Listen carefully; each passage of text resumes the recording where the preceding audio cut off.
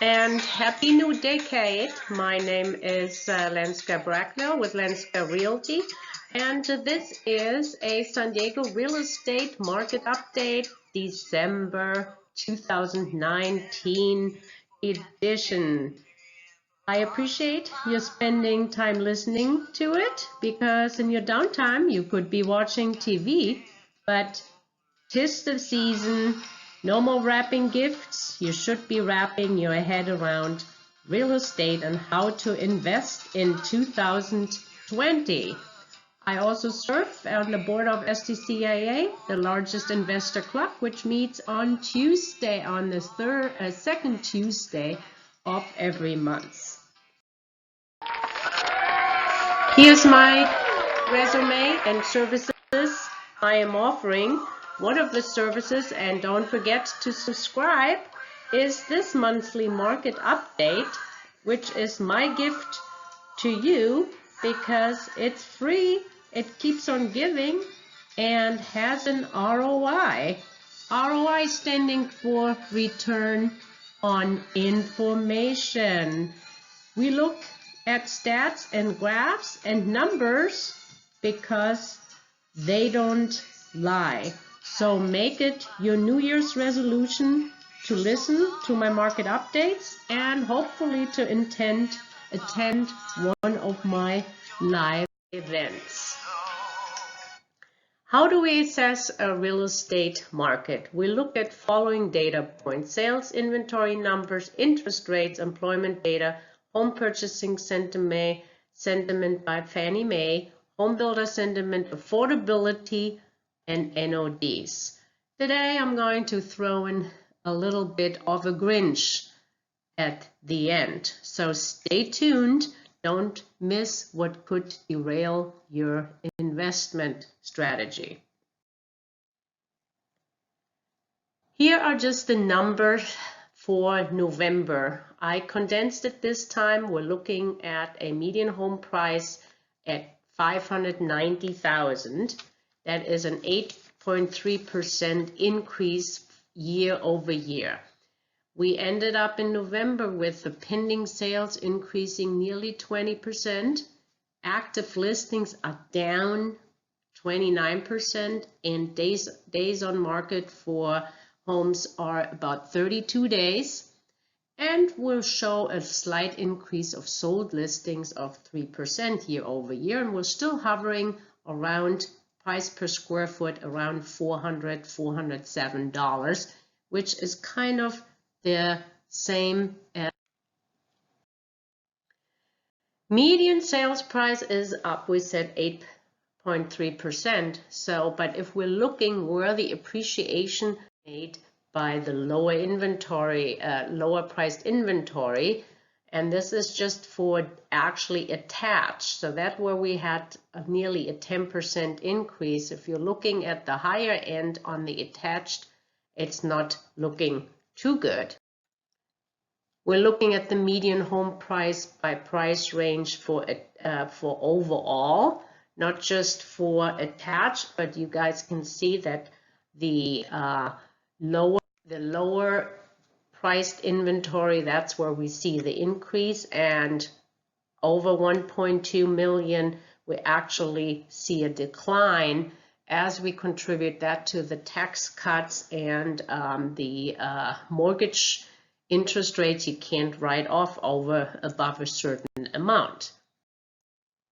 So everything is driven by supply and demand, and prices have been going up because we simply didn't have enough inventory. So, but what type of inventory do we have, and how often do people sell and move? As you guys can see, the market is driven still by the baby boomers, and the baby boomers don't move very quickly. So every 15 years, Gen X 8 and millennials 4, and then the silent generation is aging at home. However, the prices typically have been also rising faster than the income. So refinancing or selling yours and then qualifying for a new home has been a little bit tricky. So pushing up house prices, price to income ratios in many large metro areas. And look, San Diego is number 3 after Los Angeles and San Francisco. And compared to Detroit, Houston, and St. Louis, where we see a lot of population growth. Also, only small share of homes have basic accessibility features that may be required for those with mobility challenges. So as older we get, the extra wide halls and doors, or the no step entrance, or single floor living, not a lot of homes have all those features, and so there's a lot of construction going on to make the homes more age appropriate. So, and we know, tight inventory because we didn't build enough. But why didn't we build enough? It was practically not in my backyard. We had a lot of communities resisting higher density zoning, or even new home developments. But also commercial development brings much more higher taxes, and we still here in San Diego have very limited land. And then the project reviews and the speed of this, I call it the speed of cities, so which is very slow, is holding. And who's doing really well? Because we do have Florida, Texas, and California with population, a lot of employment growth, which is very good and attracts people, which means we have the population growth. Top 10 by number of people: Texas, Florida, California, North Carolina, Georgia, Washington, Arizona, Colorado, Virginia, and South Carolina. This market update, we have been more looking at the difference in the different price classes.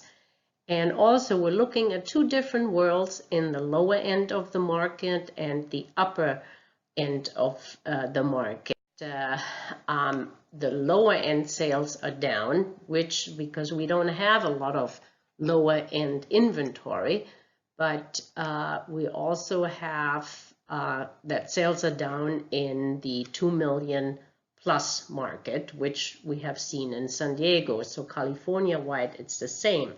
We also see that the inventory has been decreasing tremendously in the lower end of the market, but in the higher end, it's actually building. We know that we have a lot of listings currently in Rancho Santa Fe, that even listing agents don't want any more listings in the higher end because they're simply not selling quickly. Fannie Mae surveys a few thousand people each month and asks them the following questions. Is it a good time to buy or sell, or will home prices go up? And what will happen with mortgage rates? And how confident are you in your job? And also, my favorite category is if your household income is significantly higher this year. And we are reversing the decline from last month back up to 91.5 points, which is a 2.7 point increase in November. Here are the components of the HPSI, and we can see that people favor the buying conditions. We practically month over month and also year over year see an increase, so people still think it's a good time to buy. The selling conditions are actually kind of flat, which is surprisingly, but I assume now everybody has sold, and the people that would like to sell maybe don't know if they can buy a new house. The home price outlook is people are still positive that prices will increase and appreciate, but people do think that mortgage rates will increase. We had such a long time of low interest rates, and hopefully we'll enjoy them, because last August or the August in 2018 we had a slight increase and practically prices dropped 10%. Here's my favorite two questions. Are people concerned about losing their job? It's a little bit flatter than year over year, so which means maybe the employment and the job market is cooling off a little bit. Also the change in income, so we've seen such a low unemployment rate, which should have been put pressure on the income and wage growth, but it doesn't have really year over year. Actually, there is less people feel that their income has increased. But the home builders are very giddy. We have 71% nationally and 85% in the West, which is nearing a 20-year high if you draw that line right over here to the 1997, about 96, 97. So we are definitely above the peak of the 2004 and 5. And the home builders, their selling season, it was spring. It started very strong and obviously supported by the low mortgage rates, job growth, and reduction in new inventory. And also we have seen an increase in the median new homes price of about 10%. In this slot, building enough homes for our population growth. So low inventory, increased price, job market is strong, but let's wait. What would the holidays be without a Grinch?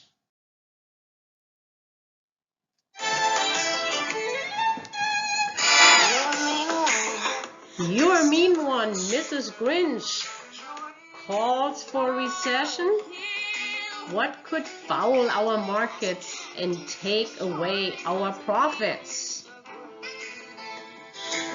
You're a bad banana with that. Here's Mrs. Grinch. You're a bad banana. You're going to spoil everybody with your bad data. Sorry, guys. Here comes the 13 reasons why I think our real estate market is on edge. Full employment, longest economic expansion, manufacturing is flat. The Fed announced no rate change for 2020. Student debt, China, Russia and geopolitical tensions. Next president.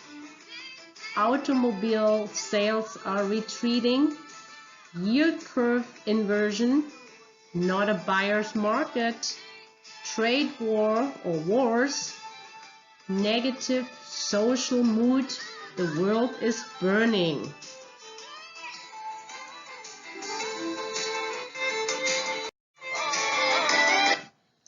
And here we go. Why would an unemployment rate be bad? Because so far at time we had very low unemployment, we had a recession to follow. Longest US economic expansion from start date. So that was June 2009, so add 6 more months. The longest in history. As I said before, markets are going up and going down. So at some point we have to go back down.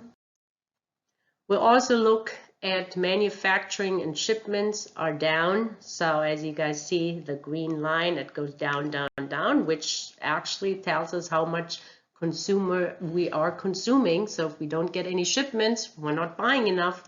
Businesses are worrying. And there's a certain uncertainty businesses don't like. But as we said in number 4, the Fed announced no rate changes for 2020. I'm sure the Fed doesn't want to get involved in helping or hindering the next president. We also said that debt is rising, especially student debt loan has doubled. We'll also see credit card debt increasing and mortgage debt increasing again. But we always want to see if the debt is a good debt or bad debt. Speaking of debt, China's Great Wall of Debt. Look at China having one of the, besides Japan, a debt problem. We're also looking at the automobile sales retreating, 3.1 million this year, steepest drop since the Great Recession. Not only are the sales decreasing, but we also see that the 90 days delinquent by loan type, which shows you the auto loans, are increasing.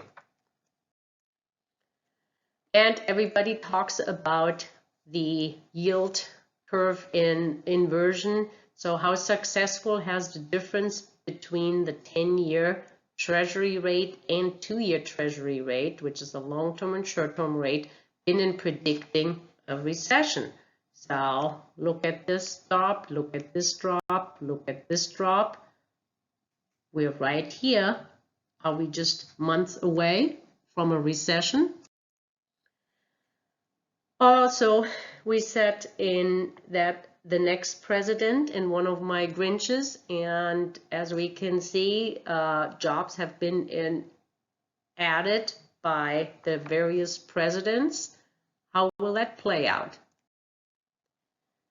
But we look at average wage growth, which under Trump has been really going up.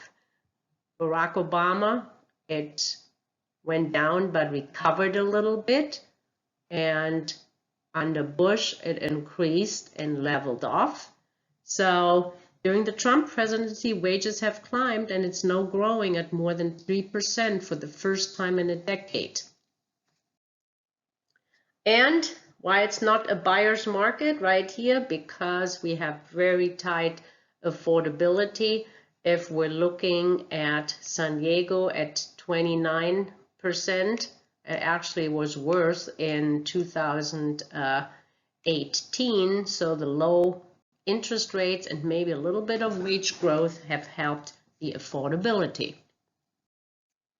But we still have a lot of bad social mood. The louder voice against income disparity is not only because of the income, but also because of incompetent government and failed socialistic policies.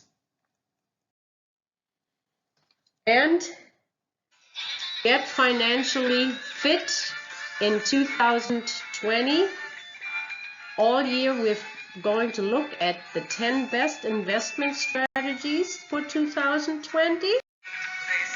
So come out and participate in my also monthly real estate investing field trips, where we go out into the field, visit with a successful investor, evaluate and analyze real estate investments for maximum profit. My next one is Saturday, January 18th. Sign up on Meetup, RSVP today. It's supposed to be one of your New Year's resolutions. Happy New Year!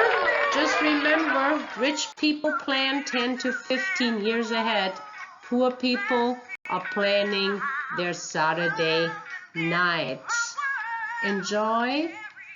See you back here next month. I'm here for you 8 days a week.